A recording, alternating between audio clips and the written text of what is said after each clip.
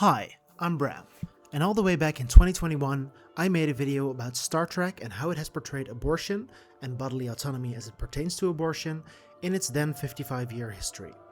Star Trek has a long history of progressive messaging, and while its track record on abortion was definitely mixed, I concluded last time that Star Trek argues for the right to an abortion more persuasively and consistently than against it. This video is kind of a part 2 to that video, so while it's not necessary, I would certainly recommend watching that one first. In the meantime, a lot has obviously happened. We now live in a post-Roe world. The US's excuse for a real independent judiciary has overturned federal abortion protections, and the right to safe and legal abortions is under threat worldwide, which has already led to dozens of unnecessary deaths. I won't lie, part of me feels kinda stupid talking about Star Trek in the face of all that, but media does hugely influence the way that the general public views the right to an abortion, and can drive support or opposition to this fundamental right. A show with a legacy like Star Trek's should be at the forefront of this, and deserves to be criticized if it is not. So I do think it's worthwhile to see how Star Trek has fared in the years since. I will also be talking about 2 episodes I missed the last time around that I do feel merit discussion. As was the case last time, this video will be from the perspective that the right to have an abortion is an inalienable right of any pregnant person, stemming from their right to bodily autonomy. No one, not even a fetus, has the right to use someone else's body to survive without that person's consent, and therefore nobody can morally be forced to carry a child in their womb for 9 months and go through the grueling process of childbirth against their will. This video is not meant to convince you of that. If you're unconvinced but open to hearing another perspective, please watch these videos first, which will be linked in the description.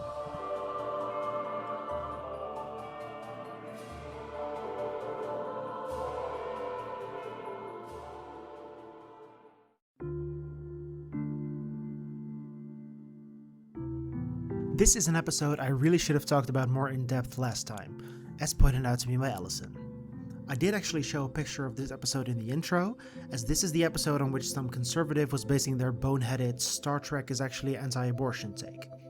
I dismissed the episode at the time as an episode in which abortion was not specifically mentioned as an option, but that doesn't quite cover it.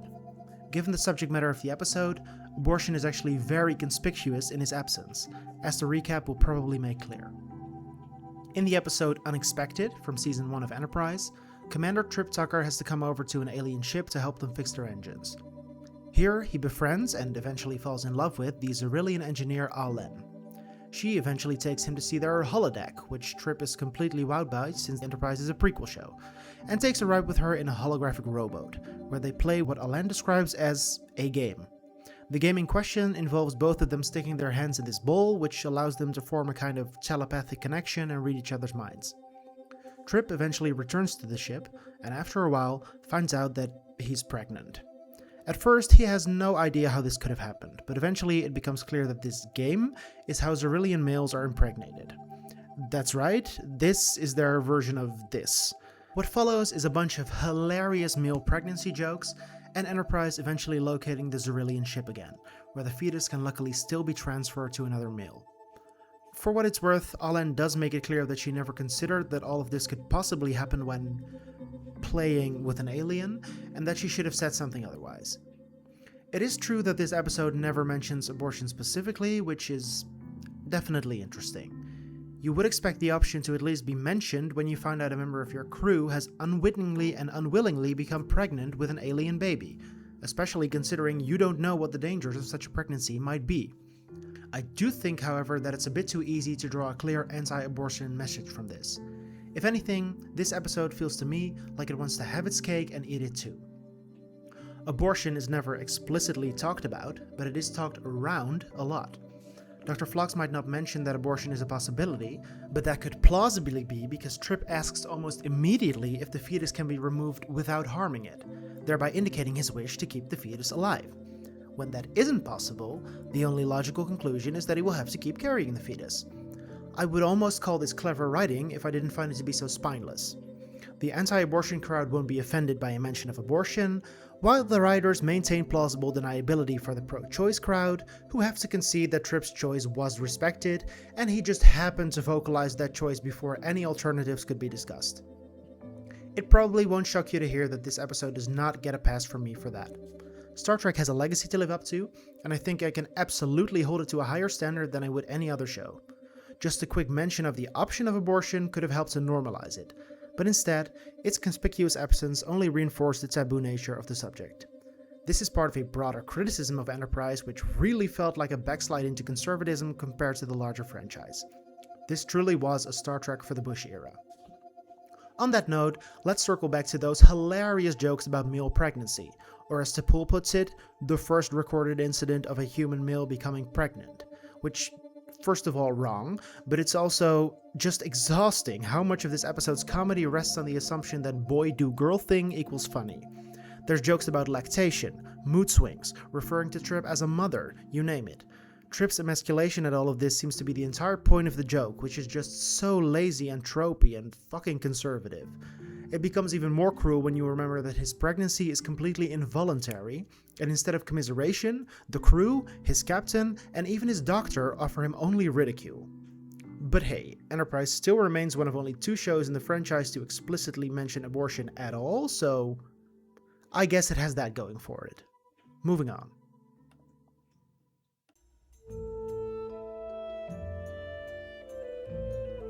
The second episode I want to talk about is the late TNG episode Emergence.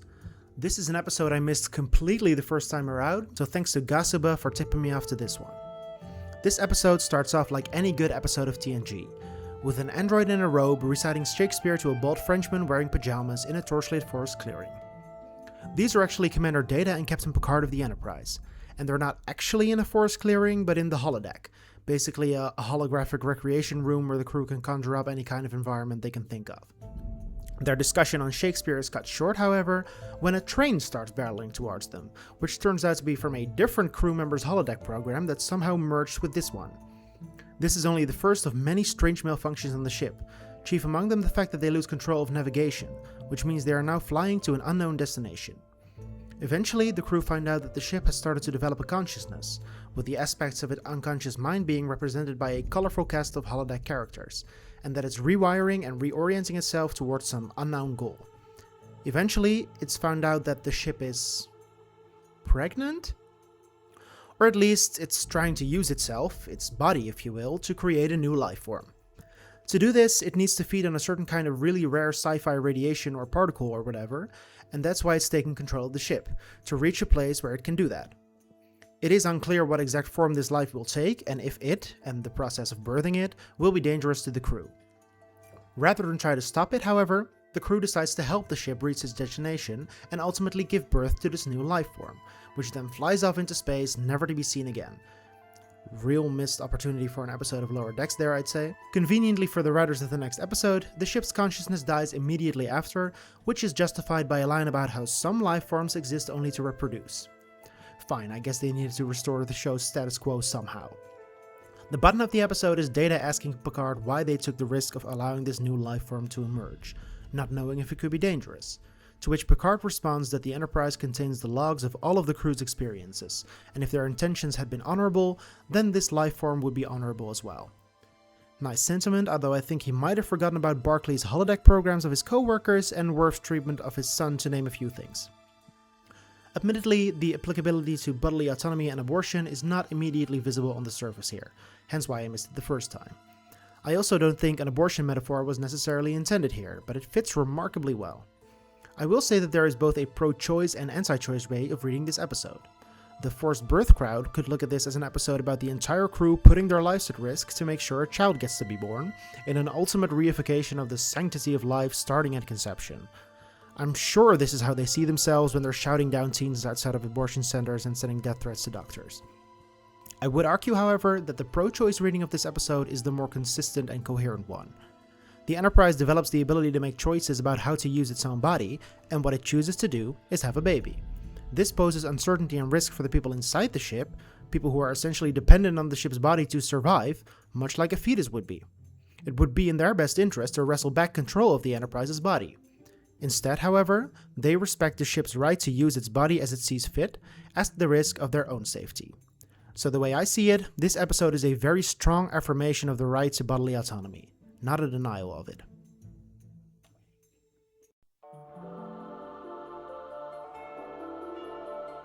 Next, I want to talk about not just a single episode, but an ongoing storyline throughout Season 3 of Star Trek Strange New Worlds. A show that might seriously have been in my top 3 Star Trek series if you had asked me after Season 1, but that has steadily fallen a few places after every subsequent season. God, I hope Season 3 suffered because of the writer strikes, because the alternative would be so much worse. I sure hope nobody wanted this season to turn out as safe and cowardly as it did.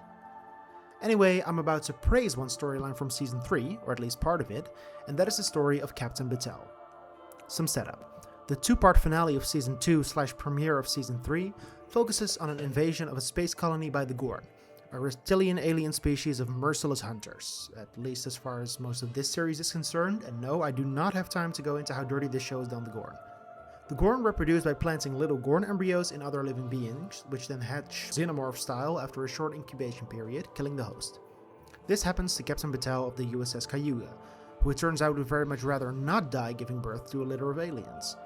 Before she eventually loses consciousness, she is very clear about her wishes. Kill the Gorn that are about to hatch inside me, if necessary by killing me. And so, without much ado or discussion, the crew endeavors to surgically remove the little Gorn babies from her body. That's right, none of that shit we talked about with Trip. Just, I would rather die than use my body to gestate these babies, remove them. Followed by the medical staff doing exactly that. Exactly as they're supposed to, without quibbling over the ethics of killing these lizard babies. That's the entire point. Nobody, including a fetus, has the right to use your body for anything, including survival, against your wishes. Of course, this treatment of abortion by the show might be less the result of a thorough understanding of the rights of bodily autonomy, and more a result of this show's dehumanization of the Gorn and disregard for their lives, which, again, different video. Nevertheless, I'm pretty sure this is technically the first instance of an abortion actually being performed on Star Trek, and it does meet many of the wishes I expressed in my last video on the topic. It's treated as uncontroversial, and Batel never expresses any guilt or regret for having undergone the procedure, which is true for most people who have had abortions in real life, by the way. I would have preferred it if it had been a bit more like a human pregnancy and a bit less of an alien pregnancy that will kill you, but even that is pretty analogous to some real-world situation. There are, unfortunately, many examples of unnecessary deaths of people who knew that their pregnancy had a very high chance of killing them, but who were nevertheless denied the right to an abortion. So yeah, good job on this one. This season doesn't stop there, and goes on to comment about bodily autonomy and abortion in a way that's technically less direct, but actually feels much more intentional than the literal Gorn abortion. The Gorn babies do end up being aborted, but not surgically, because that would have posed a very high risk to Batel, and Spock manages to come up with a safer solution, dissolving the Gorn embryos inside Batel's body. They accomplish this, but in order to be able to safely reabsorb the Gorn matter into her own body afterwards, Batel's DNA needs to be augmented with Gorn DNA, something that might have unforeseen consequences down the line. Batel agrees to this, but opts not to share this with Captain Pike, the captain of the USS Enterprise, the ship she is currently staying on after her own ship was destroyed, who also happens to be her boyfriend.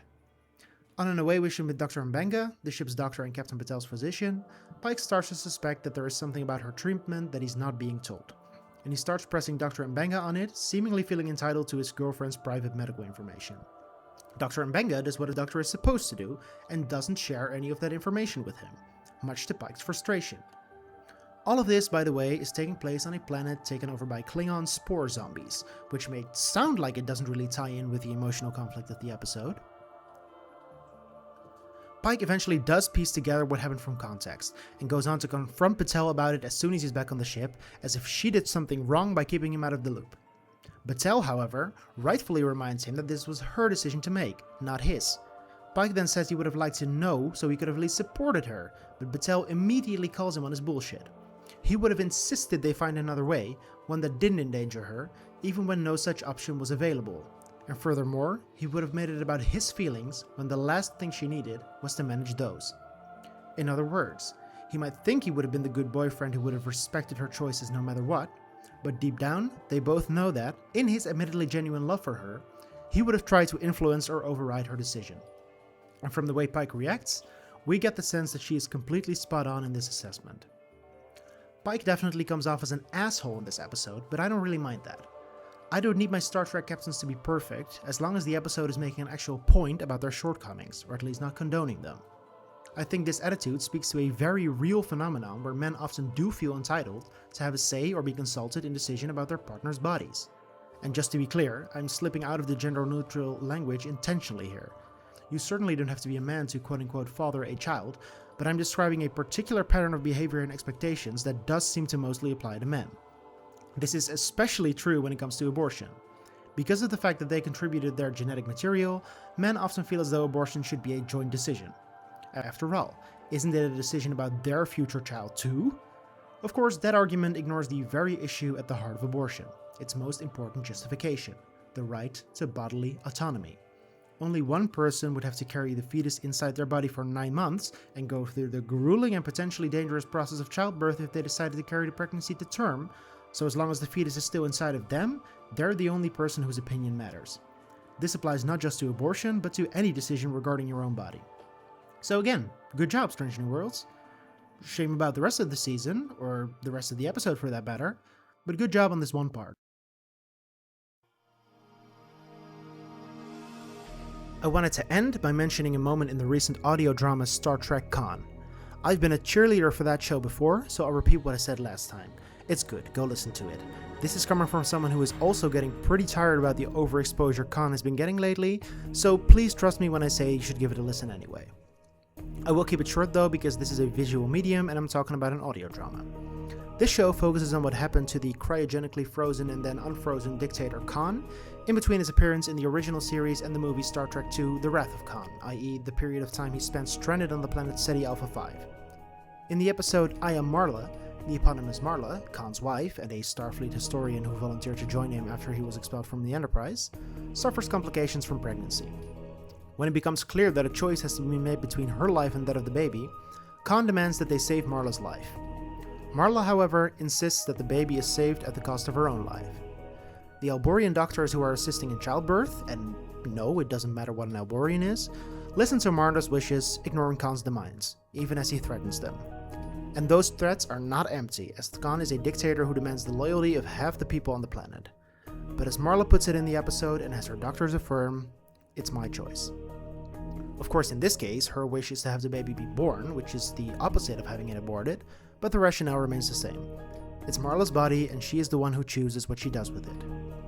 Also, just in case you don't know, the right to have a baby if that is what you wish for is as much of an integral part of the fight for reproductive rights as the right to an abortion.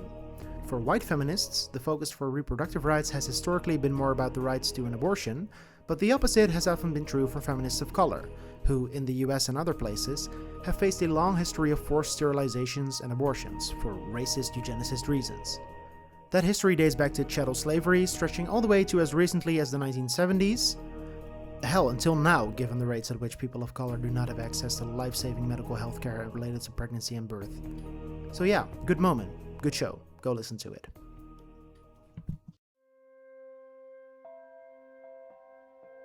So there you have it.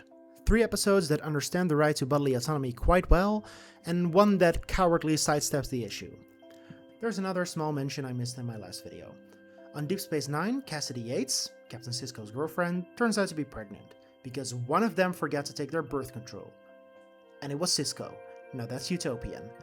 They briefly float whether or not they want to have the baby, meaning that not doing so is clearly an option. Which is cool, but the mention is so brief and indirect that I felt it didn't merit having a section of its own. The conclusion we reached last time remains firm. Star Trek has a mixed record on abortion and the right to bodily autonomy, but argues for it more often and more persuasively than against it. In my last video, I voiced the hope that a current Star Trek show, such as Strange New Worlds, would show someone actually having an abortion and not regretting that decision, like the vast majority of people who have an abortion in real life also don't regret the decision. As discussed, Strange New Worlds has met that milestone, but on a technicality. The fact that we're talking about monstrous alien babies from what are in this show essentially fucking xenomorphs distances the situation from real life so much that you could easily watch this show without thinking about abortion at all, even if that is technically the right words to describe what happens on screen. So let me amend my wish a bit. I would like Star Trek to portray the abortion of a healthy human or humanoid pregnancy that treats it as what it is, a decision that any pregnant person should be able to make, one that nobody needs to justify or feel ashamed about, and one that very few people regret. Abortion is way more common than most people realize. As I said in my last video, about 1 in 4 Americans and 1 in 3 people from the UK who are capable of getting pregnant will get an abortion at some point in their life. This is made invisible by the shame and taboo around the subject, and that is exactly what positive media portrayals can help alleviate. Star Trek has broadly been fine on this topic, but from a series with a legacy like Star Trek, we can and should absolutely demand more than fine. Thank you for watching this video. If you liked it, make sure to let me know that by leaving a like. You can also watch one of my other videos, subscribe, ring that notification bell, leave a comment. All of those things help to boost me in the algorithm, so thank you.